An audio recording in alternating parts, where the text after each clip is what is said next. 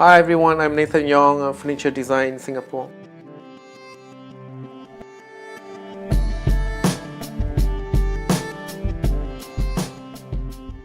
Nowadays, my typical days is more of like, really, this is funny. It's like I try to not do anything, but more of like just keep thinking about things. Yeah, so it sounds like I'm lazy, but I think it's just giving quality time to thoughts and analyzing things. So yeah, I try to not do anything as much as possible. After doing my design, I try to not do anything and I just need my own space, walk my dog, and just keep thinking about, life in general, actually. Yeah. I mean, for a creative person who runs my own studio, then I only have myself to answer for, and I take the responsibilities. But I think it helps my job, actually. Yeah, I think thinking things helps a lot as a designer, rather than chasing around latest trend, not knowing, following it blindly, not knowing the context that you need to make some decisions. So I think taking time to quiet down and to contemplating issues is the, I think, utmost important for me. Yeah, and that's a very luxurious, but it needs to be done kind of thing. Yeah.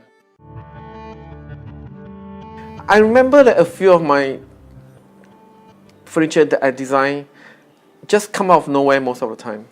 It's not like I spend 8 hours thinking about that one thing and then I got the greatest design.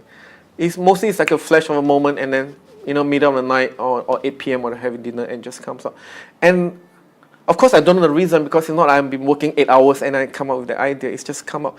But I'm sure it has to do with like during those daytime I just think about things. So I think maybe it's, I don't know, those people who study how neurology works, maybe they kind of able to explain, like, when you give your brain some space, things are able to come in. I don't know. I think that photography or anything that's creative, furniture design, I think it's not just the final thing that we appreciate. It's not the picture that we appreciate. It's not the final chair that we appreciate. It's the process that people appreciate.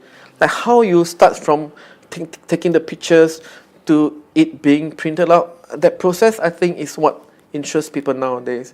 People want to know your journey instead of the destination. And that's what we meant by nowadays, that people want to know the stories, because people want to know. When everything is the same, you got H&M everywhere, you got Uniqlo everywhere, people want to know who made these clothes. Where are we buying for this amount of money? Who is it paid to? Blah, blah, blah, blah, blah. Because, and that's a good sign that I believe we are heading. Because I think we want to know the values, that the money that we spend. Are we spending on good values or bad values?